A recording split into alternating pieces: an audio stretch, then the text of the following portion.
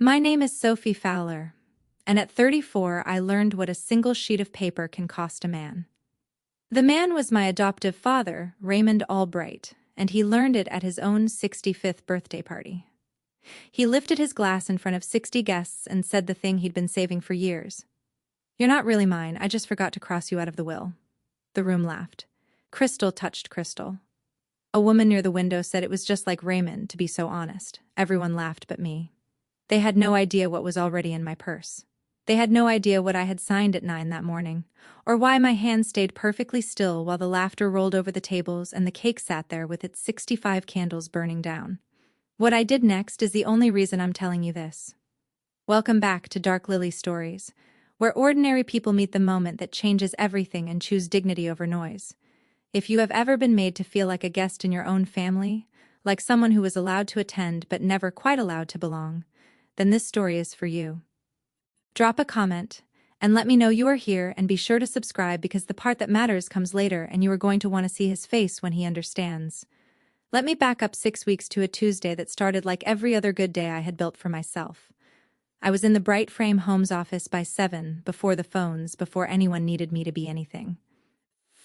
Before anyone needed me to be any phones of the causes, the kind that cost less to heat in a Michigan winter than the electric bill on a single bad month.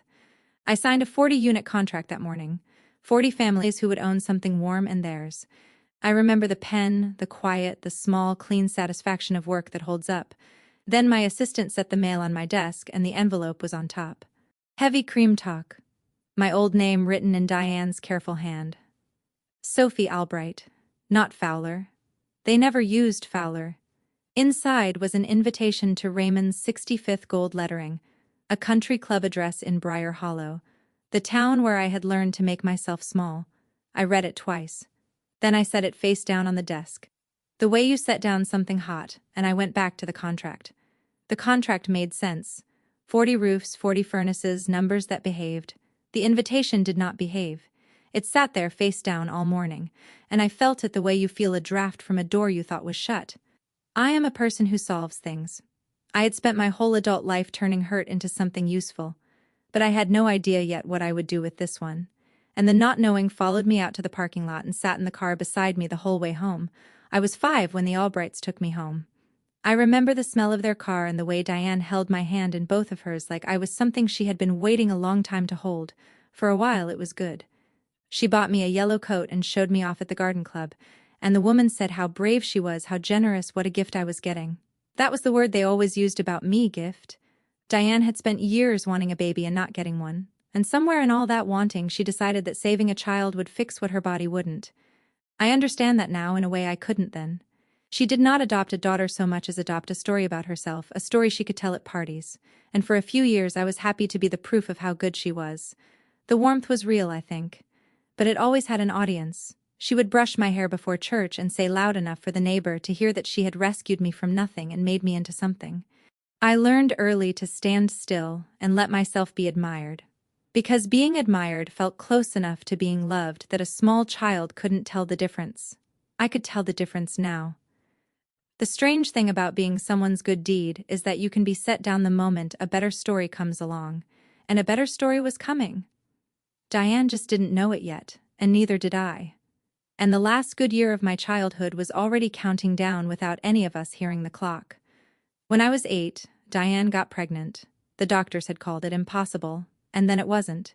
And Spencer was born in March with Raymond's chin in Diane's eyes and a blanket monogrammed before he had a name. I loved him at first. I was 8, and he was small, and I thought a brother was the thing that would finally make me belong. But something shifted in the house, slow and total, like a season. The photographs changed first. The new ones had 3 people in them, and I would find myself standing just outside the frame holding a coat, asked to take the picture instead of being in it. Then the seating changed at Sunday dinners. There were 5 matching chairs at the table, and 1 folding chair that lived in the hall closet. And the folding chair became mine. Nobody announced it. Diane just set it at the corner near the kitchen door, and one evening when I reached for an empty seat at the table, she put her hand on my shoulder and said it gentle as anything in front of everyone. "You'll take the folding chair." I was 8. I took the folding chair. I took it for the next 10 years. Every holiday, every birthday, the cold metal of it against the backs of my knees. And I told myself it didn't mean anything. It was just where I sat. A chair is just a chair. The way a single sheet of paper is just paper until the day it isn't. I would think about that folding chair more than I expected to. I would think about it at a country club in Briar Hollow decades later with a glass of champagne sweating in my hand and 60 people watching. But I'm getting ahead of myself. Raymond was harder to read than Diane because Raymond mostly wasn't there. He sold commercial insurance and golfed and came home tired, and his idea of fatherhood was paying for things and being thanked. With Spencer, it was different. Spencer got the catch in the backyard in the front seat, and the name said warm. I got the checkbook version of a father, the kind that signs the school form and never asks what the form is for. I told myself men were just like that until the night I learned otherwise. I was 10. I had come downstairs for water, and Raymond and his brother were in the den with the game on low, and I heard my name. So I stopped in the dark hall the way children do.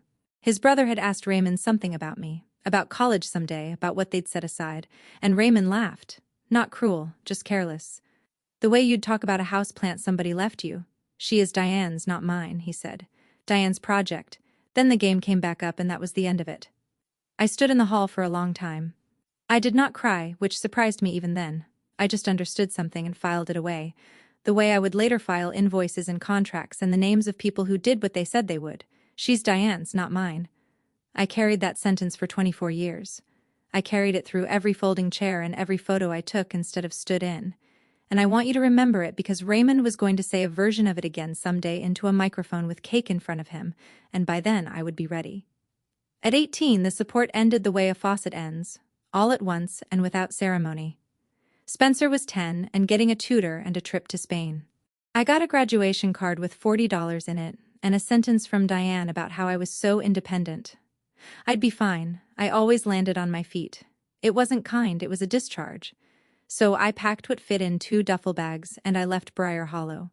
And here is where the story stops being sad because I refused to make myself pathetic for anyone, including the people who tried.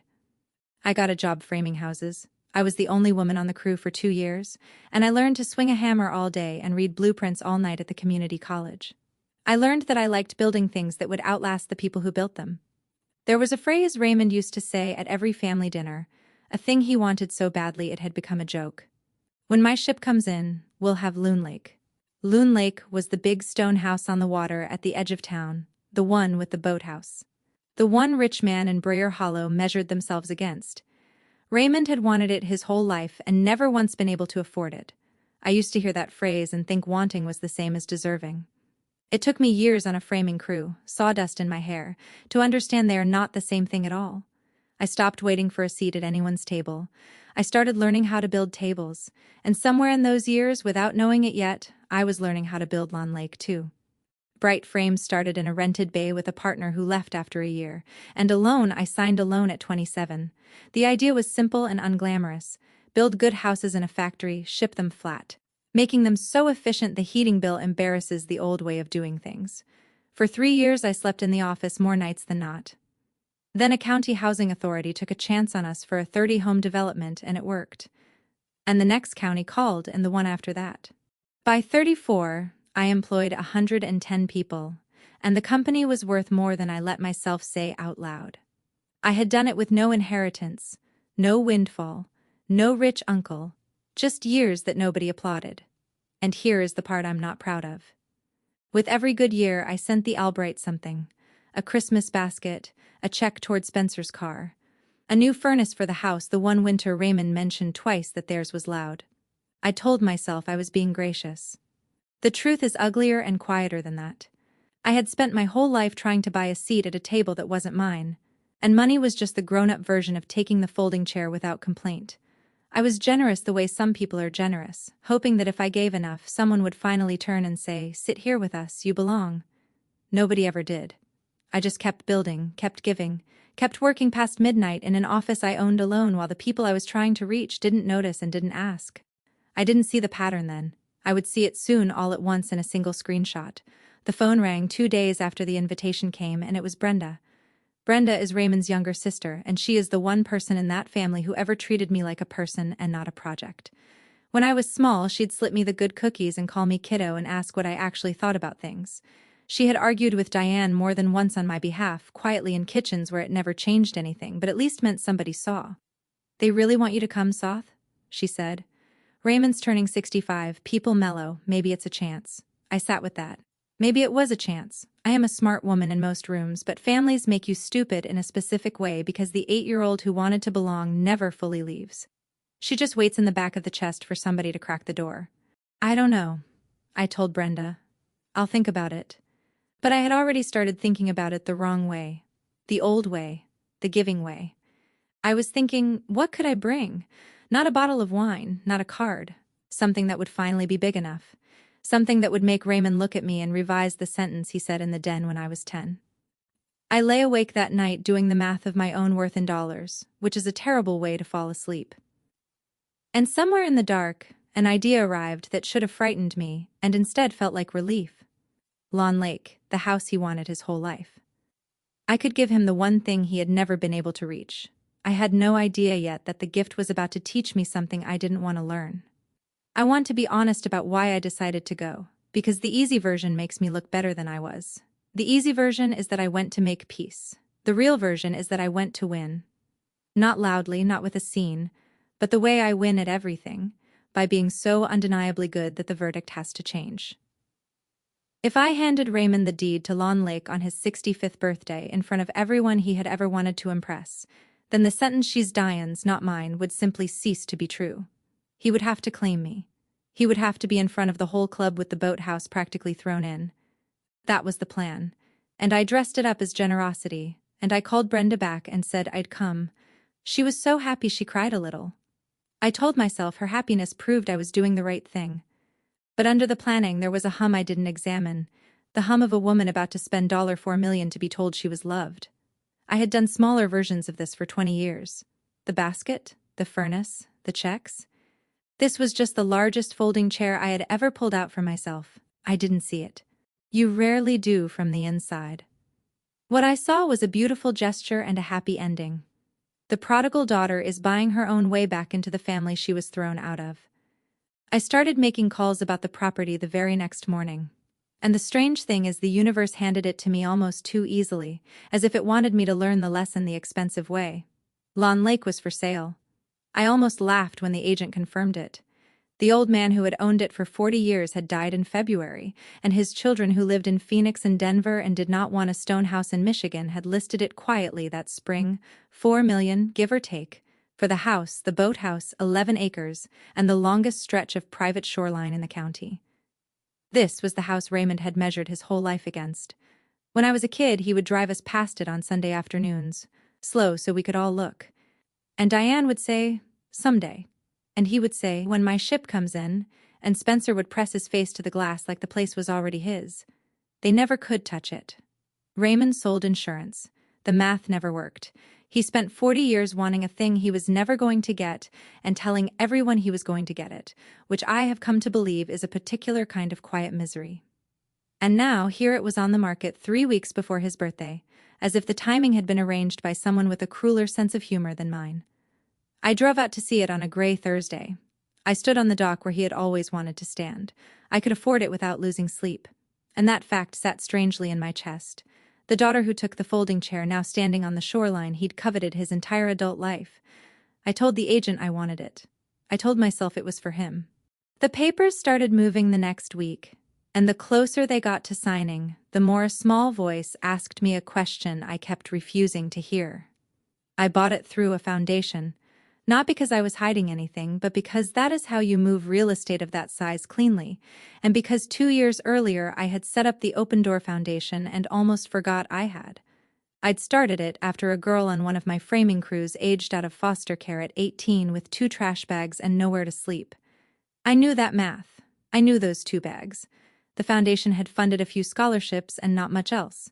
A good intention with a bank account, waiting for me to decide what it was really for. So the purchase ran through Open Door and the closing was set, and my lawyer drew up a grant deed, transferring the property out of the foundation and into the names of Raymond and Diane Albright. Free and clear, a gift with no strings, the kind of thing that does not actually happen to people like Raymond.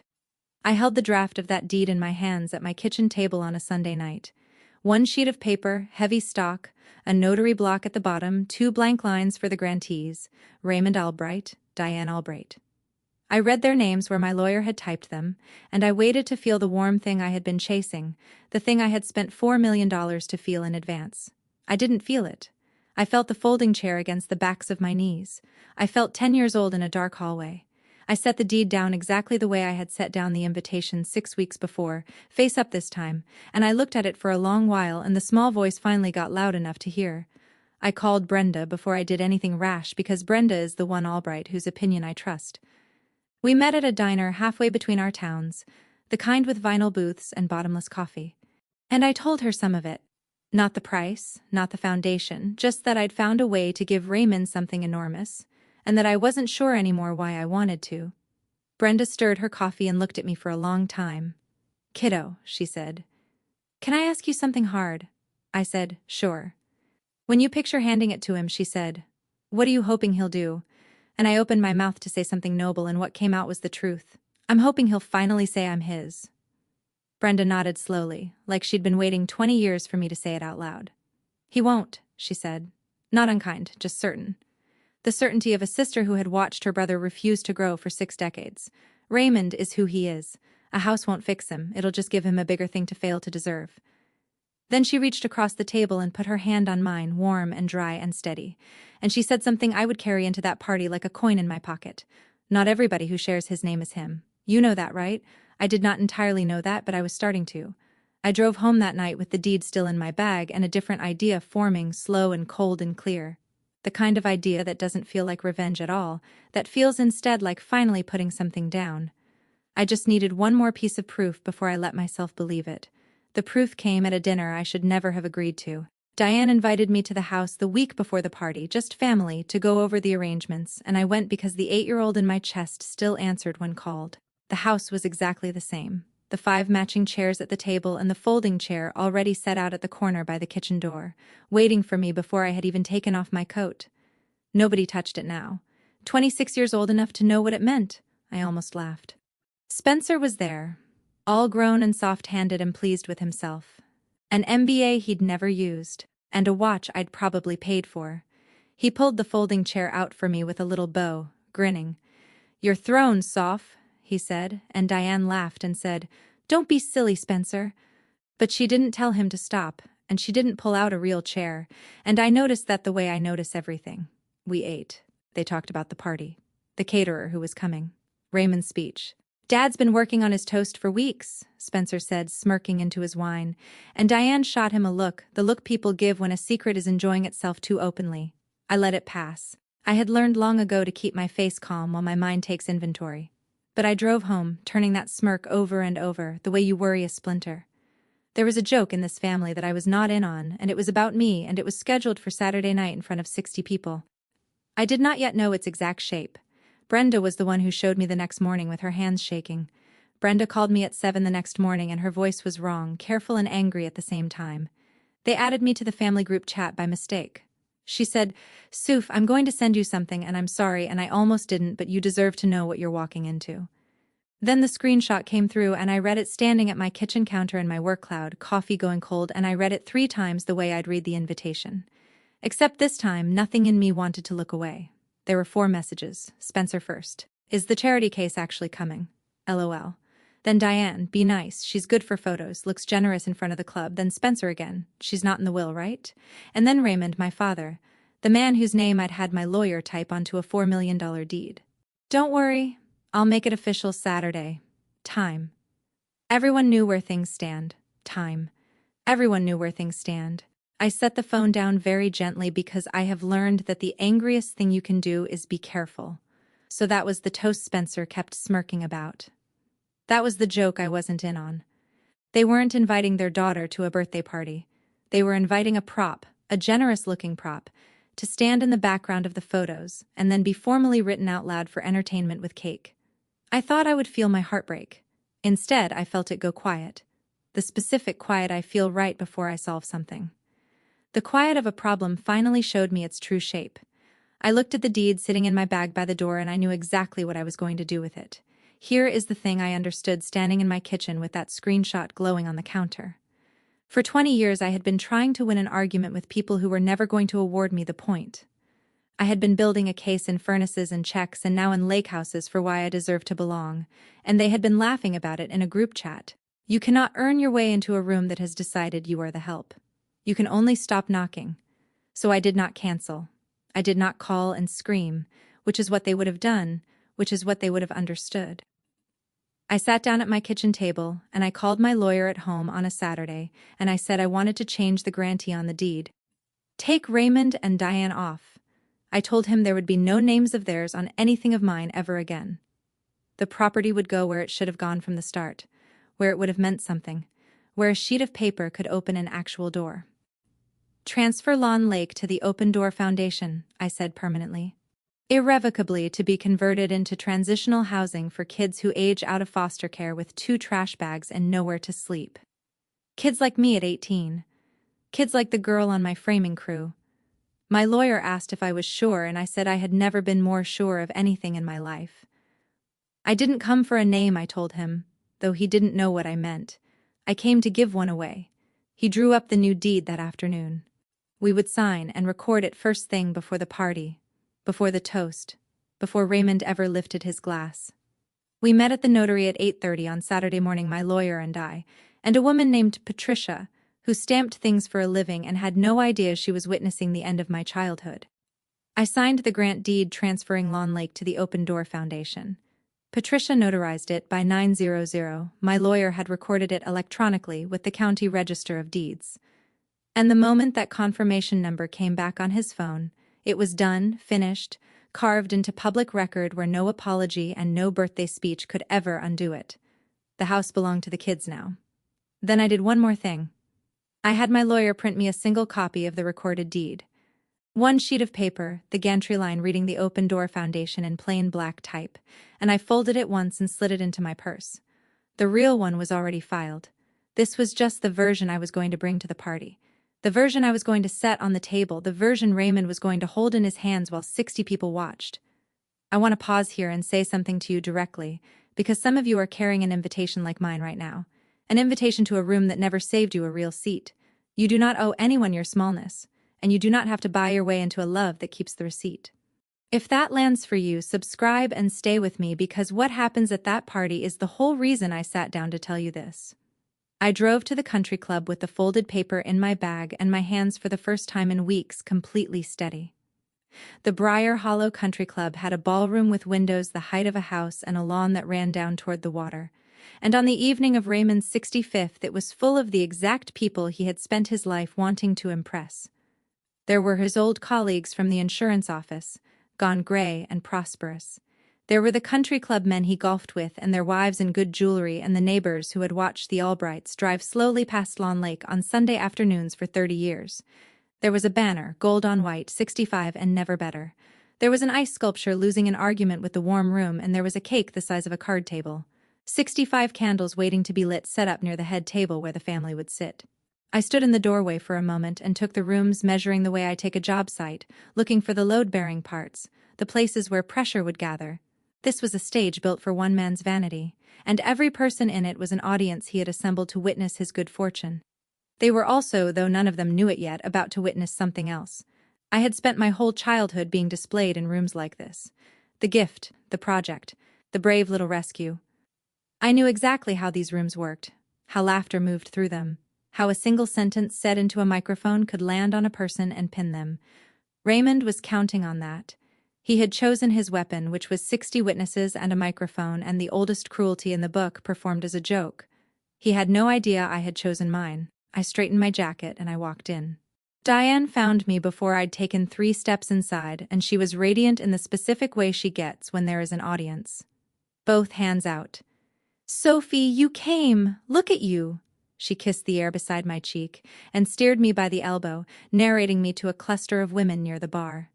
"This is Sophie. Our Sophie. You've heard me talk about her? She's done so well for herself, hasn't she done well?" I shook hands and said the right things and watched her use me, the generous gesture of having me there glowing on her like the jewelry. Then she walked me toward the head table, and I saw it before she said anything. 6 places at the long table up front. 5 matching banquet chairs with gold bows tied to the backs, and at the far corner near the swinging doors to the kitchen, a single folding chair, the metal kind, no bow, with a little tinted place card in front of it. I leaned in to read the card. It said, Sophie, just Sophie, no last name, the way they had erased Fowler off everything for 16 years. Diane saw me see it, and she had the grace at least to lower her voice. We ran out of the good chair, sweetheart, she said. You won't mind, you'll take the folding chair. There it was again. The sentence from when I was 8, worn smooth from 26 years of use, was handed to me one final time in a room full of people who would never know what it cost. I looked at the folding chair. I looked at the swinging kitchen doors behind it where the staff came and went carrying other people's dinners. And I smiled at Diane, a real smile, because I knew something she didn't. I was never going to sit in it. I spent the next hour being a guest at a party thrown to humiliate me, and I did it with a glass of champagne I never drank, and a calm that surprised even me. Spencer found me by the windows and stood too close, doing the thing he does where he insults you and calls it teasing. So what is it you actually do again? He said, swirling his drink. Mobile homes, modular. I said the right trailers. He laughed at his own joke. I let him. A man from Raymond's office asked me kindly how the family business was treating me. And before I could answer, Spencer said, Oh, she's not really in the business. And there was a small bad silence, and the man's eyes flicked between us, and I watched him understand something about this family that they thought they were hiding. That happened twice more over the hour. A neighbor asking if I'd be at Christmas, and Diane saying, We'll see. Sophie's so busy, in a tone that closed the door. Someone's wife admiring my watch, and Spencer murmuring that it was probably a knockoff. Loud enough. Each one was a little cut, the kind they'd been making my whole life. Too small to bleed, too many to ignore. The old me would have absorbed them, smiled wider, given more, tried harder to earn the warmth that was never coming. But I had read the group chat. I knew that even my best behavior was to them just good for the photos. So I stopped performing. I stood there easy and quiet and let them be exactly who they were in front of their guests, because the guests were watching now, really watching, and that was going to matter very soon. Across the room, Raymond tapped a fork against a glass. The room hushed and turned, and Raymond stood at the head table with a microphone in one hand and his reading glasses in the other, 65 years old, and lit up with the attention he'd been collecting his whole life. He was good at this part. He thanked everyone for coming. He made a joke about his knees, and a joke about Dean's cooking, and a joke about how a man knows he's old when his accountant stops laughing. The room loved him. He talked about the insurance office, the early years, building something from nothing, which made me bite the inside of my cheek, because Raymond had inherited the agency from his father and had never built anything from nothing in his life. He raised a toast to Spencer, my son, the future. And Spencer stood and took a small bow, and the room applauded, and Diane dabbed her eyes. To the side near my folding chair I had not sat in, holding my undrunk champagne, and I felt the speech bending toward me the way weather bends toward the coast. I could feel it coming. Spencer was grinning at his wine again. Diane had arranged her face into something expectant and pleased. Brenda across the room had gone pale and still. The only other person who knew what was in that group chat. The only one bracing. She me a fresh card, and he looked out over his guests, and he found me at the edge of the room, and something flickered behind his glasses. Anticipation. The look of a man about to deliver the line he'd been polishing for weeks. He smiled. He lifted his glass an inch higher. Now, he said, I'd be remiss if I didn't say a word about Sophie. He thought something small happened that he didn't plan for. A man near the front, one of the country club sets, a developer named Harlan Pierce, who I'd never met, but whose name I knew, sat down his drink and said, not loud but clear, Wait, Sophie Fowler. The room's attention wobbled. Raymond, microphone still up, said, That's right, our Sophie. In a tone that tried to take her back.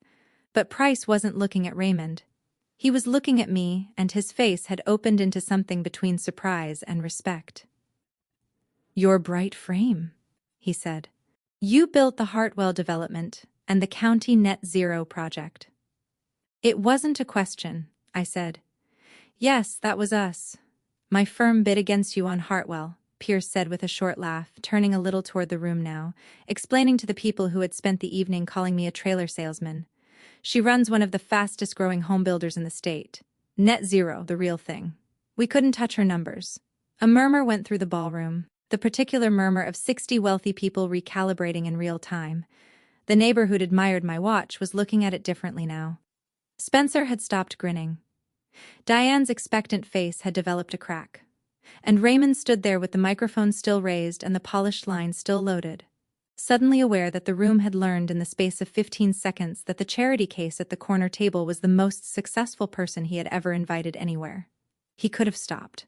A wiser man would have stopped, let the moment pass, raised his glass to me, and sat down a winner. But Raymond had been waiting weeks to say his line. And pride is a current that only runs one direction. He cleared his throat and pressed on. Sophie's done well. That's true, Raymond said, recovering, smiling the smile that had charmed clients for 40 years, deciding to fold the surprise into his joke and write it. Done well for somebody who, let's be honest, didn't come from much. A few uneasy laughs. He was testing the ice. It held, so he stepped out farther. Now some of you know the story, some of you don't. Diane and I took Sophie in years ago before our Spencer came along, and we did right by her. I think everyone would say we did right by her. He paused for the murmur of agreement and got it because the room still wanted to like him. Then he delivered the line he had been saving. The line from the group chat. The line he thought was the funny capstone to a generous life. He looked right at me and he lifted his glass and into the microphone in front of 60 people. He said it, but I'll tell you all a funny thing. We were redoing the will last month and the lawyer asks about Sophie and I had to think about it. He chuckled because here's the truth, sweetheart. No hard feelings. You're not really mine. I just forgot to cross you out. The room erupted. It was the laugh of people who have decided something is permitted. Loud and relieved and cruel. Glasses raised, a few whoops. Spencer's brain cutting through it. Diane laughing with her hand pressed to her chest like the wit of it had wounded her. The ice sculpture dripped. The candles burned. 60 people laughed at the orphan in the folding chair exactly as scripted. And in the middle of all that noise, I stood completely still and I felt for the first time in 26 years absolutely nothing they could reach. I set my champagne down on the nearest table. I did not slam it. I set it down the way you set down a tool you're finished with. Then I reached down and I picked up the folding chair. My folding chair, the metal one with the place card that said only Sophie. And the laughter started to falter as people noticed me moving. I carried it 3 steps and I leaned it folded against the wall out of the way. The way you put away a thing you will never need again. Then I straightened my jacket and I walked toward the head table unhurried, my heels quiet on the parquet, and the room went from laughing to silent in the time it took me to cross it. The silence spread out from my footsteps like ripples. Raymond's smile was still half up, the microphone still in his hand, his eyes following me with the first thread of uncertainty. Diana half rose. Spencer said, "Soph, it's a joke, sit down." And his voice cracked on the last word because there was no chair to sit down in anymore. I'd seen to that. I reached the head table, the long white table with the cake and the 65 candles and the 5 chairs with gold bows. I stopped in front of my father. I reached into my purse. And I want you to stay with me here because what I put on that table is the whole reason I'm telling you this story. The reason I sat down to make this video at all. I took out a single sheet of paper, folded it once, and I unfolded it and I smoothed it flat on the white tablecloth in front of Raymond Albright, in front of everyone, and the entire room leaned in to see what it was. "Happy birthday, Raymond," I said. My voice came out even and quiet, and in that silent room it carried better than his microphone had. I did not raise it once, I never would. I brought you a gift. I've been planning it for weeks. I want everyone here to know what it was because you all just heard what you think I am and now you're going to hear the rest. I touched the folded edge of the paper with one finger. 3 weeks ago I bought Lawn Lake. The name went through the room like a current. Lawn Lake. Half the people there had watched Raymond covet that house for 30 years. Diane made a small sound. Raymond's eyes dropped to the paper and his glass came down slowly to the table. "The stone house on the water," I said. "The boathouse, the 11 acres, the shoreline you used to drive us past on Sundays when I was a little girl. Well, you said when my ship came in. I bought it cash and I had a deed drawn up." I looked at him and I kept my voice as gentle as Diane's had ever been when she handed me that chair. "I was going to give it to you tonight. Put both your names on it. Hand you the one thing you wanted your whole life in front of all these people as a present." Somebody at a back table whispered, $4 million. Raymond was staring at the paper now like it might move. His hand twitched toward it.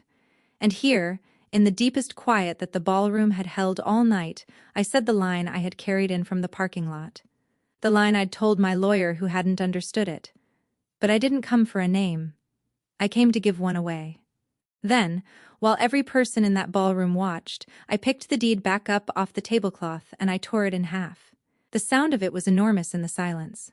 A single clean rip. Diane gasped.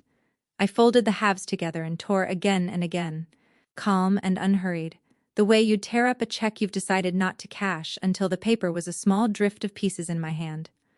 Then I opened my fingers and let them fall onto the white tablecloth in front of Raymond, scattered across the linen between his cake and his reading glasses. That was a copy, I said. I want to be very clear because I know how this family handles inconvenient truths. That was only a copy. Raymond looked up at me, and for the first time all evening he had no line ready, no charm, no joke.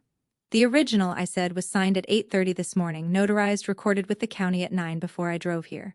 It's done. It's filed. It is a matter of permanent public record and it cannot be undone by anyone in this room, including me. I let that sit. 60 people held their breath. Loon Lake doesn't belong to you, I said quietly. It never will. As of this morning it belongs to the Open Door Foundation, and it's being turned into a home. A real one for kids who age out of foster care at 18 with 2 garbage bags and nowhere to sleep. My voice did not shake. Kids like the one you took in for the photographs and then left in a folding chair for 26 years. They get the lake house, Raymond. They will get the boathouse and the shoreline someday. And you get to read about it in the paper. Raymond did the thing I will remember for the rest of my life. He reached out with both hands, this 65-year-old man in his good suit, and he began to gather the torn pieces of the deed off the tablecloth. Clumsy, urgent, his reading glasses pushed up onto his nose, and he started fitting them back together right there on the linen in front of his guests. Nobody helped him. Nobody spoke. He worked the scraps with shaking fingers, matching torn edges, building the document back the way a man tries to rebuild something he has already broken. And as the words reassembled under his hands, I watched him read them. Granted, Loon Lake, and on the line where he had expected somewhere in his chest to someday see his own name, the typed black letters, the Open Door Foundation. He read it. He read it again and the color went out of his face. All of it from the forehead down, the ruddy golfing tan draining away until he was gray as the February the old man at Lawn Lake had died. His mouth opened and nothing came out. The most successful person he had ever invited to a party had just handed him in pieces proof that the daughter he had publicly disowned for a laugh had quietly given away more than his entire estate was worth to the exact kind of child he had failed. She's Diane's, not mine, he'd said when I was 10. I just forgot to cross you out, he'd said tonight. Now he sat with the torn truth assembled under his hands and understood that I had crossed myself out first on purpose and taken the only thing he'd ever wanted with me. His face turned white, and the whole room saw it turn. Then the room came apart, and it came apart exactly the way you'd expect with everyone showing the room who they really were. Diane went first. She rose from her gold-bowed chair, and the tears came instantly, the practiced kind. And she turned to her guests, not to me, always to the audience. After everything we did for her, she cried. We gave her a home. We gave her everything. And this is the cruelty she repays us with in public on your father's birthday. She reached for sympathy the way a drowning person reaches for anything. Nobody reached back. Spencer was worse because Spencer didn't even pretend it was about feelings. You can't just give away a $4 million house, he said too loud, his voice climbing. That's insane. That's our that should have. You need to reverse that. He actually said it. Our will not yet read, the father not yet dead, and the boy was already grieving money that was never going to be his. I looked at him and felt almost sorry. The way you feel about a thing that was raised wrong. And Raymond never stood up. He sat at the head of his own party with the torn deed assembled under his gray hands, and he looked up at me, and for one moment, something real broke through something underneath the 60 years of performance. A flicker of grief so genuine it almost undid me. Sophie, he said, just my name. Hoarse, his eyes wet, and his hand lifted an inch off the table toward me. For that 1 second, he was a man who understood exactly what he had thrown away. Then Diane said his name sharply, Raymond, a command. And he heard it, and his hand came back down, and he looked away. He chose her. He always had. I stayed perfectly calm. I did not yell at any of them. There was nothing left to say at volume. I picked up my purse and I buttoned my jacket, and I looked at the three of them one last time. Diane performing her wound, Spencer doing math, Raymond staring at the tablecloth. And I felt the strangest thing rise in me, which was not triumph and was not grief, but was something cleaner than both. The feeling of setting down a weight you have carried so long you forgot it had a bottom. I spent my whole life, I said quietly to Raymond, trying to get you to claim me, buying it, earning it, bringing baskets and furnaces, and almost bringing you a lake. And tonight you stood up in front of all your friends and told me who I am to you. I picked one torn scrap off the tablecloth, just one, and I closed it in my hand. So, I'm going to believe you. You can keep the pieces. I already kept the part that mattered. Then I turned and I walked the length of that silent ballroom toward the tall windows and the doors beyond them. And the only sound was my heels on the parquet again. 60 people parted to let me through. Brenda was waiting near the doors, her eyes wet, and she put her hand on my arm, warm and dry and steady the way she had in the diner. "Out of girl, kiddo," she whispered. "Out of girl." I walked out of the Briar Hollow Country Club into a cool, clear evening, and the lake breeze came up the lawn to meet me, and I did not look back once. The folding chair stayed folded against the wall where I had left it. I have never sat in one since. The fallout was quiet and complete, the way the best kind is. The deed could not be reversed because there was nothing to reverse. The house belonged to the foundation lawfully, permanently, and the only people who could have contested a thing had no standing to contest anything because it had never been theirs. Spencer talked to a lawyer of his own that week, I heard. And the lawyer told him what mine had already known, that you cannot sue your way into a gift that was never given to you. The local paper ran the story 2 weeks later, a warm little piece about a self-made home builder donating a historic lakefront estate to house foster youth. And it did not mention the Albrights at all, which I think wounded them more than any accusation could have. At the country club, Raymond's standing did what status does when the story underneath it cracks. People are polite to men they no longer admire. Diane stopped hosting. Spencer moved to Florida. And Brenda, the one Albright who had treated me like a person, drove out to see the property with me that fall. And we stood on the dock where Raymond had always wanted to stand. And she told me she was proud of me in a way no one with that last name ever had. I never spoke to Raymond or Diane again, not out of hatred. I simply had nothing left I needed from them, and a boundary, it turns out, is just the absence of a door you used to keep knocking on. I went back to building houses. I let the 8-year-old in my chest finally go play. And the next spring, Lawn Lake opened its doors. We finished the renovations in March, almost a year to the day after the old man at Long Lake had died, and we made it net zero, of course, because I cannot help myself and because those kids deserve a house that costs nothing to keep warm. 8 bedrooms, a real kitchen, a counselor's office, and a study room, and a long wooden dining table I had built myself in my own shop on weekends, sanding it down by hand. The first residents moved in the week we opened, 6 of them, teenagers who had aged out with nothing, the way I had, the way the girl on my crew had. On their first night, I drove out to make sure the heat was working and the pantry was full. And I stayed for dinner because they asked me to. There were 7 chairs at the long table I'd built.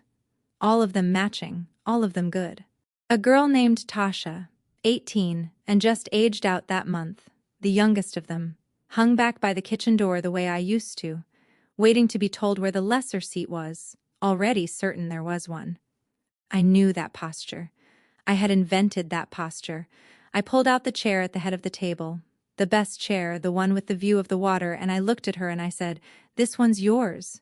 She didn't believe me at first. They never do. Then she sat down at the head of the table in a house on a lake that a man had wanted his whole life and never deserved. And she looked out at the water that was hers now, and she smiled like she'd been let in from the cold. There was not a folding chair anywhere in the building. There never will be. I spent 30 years trying to earn a chair at a table that was never going to be mine. And the moment I finally stopped pulling out the folding chair and started building a longer one, I found there had always been more than enough room, just never at the table I'd been begging at. That's my story. 1 folding chair, 1 sheet of paper, and a lake house that finally belongs to kids who only needed a door to open. If this reminds you that you don't have to buy your way into anyone's family or sit small in a room that won't save you a seat, take that as your sign. Share it with someone who needs to hear it. Drop a comment, hit subscribe, and I'll see you in the next one.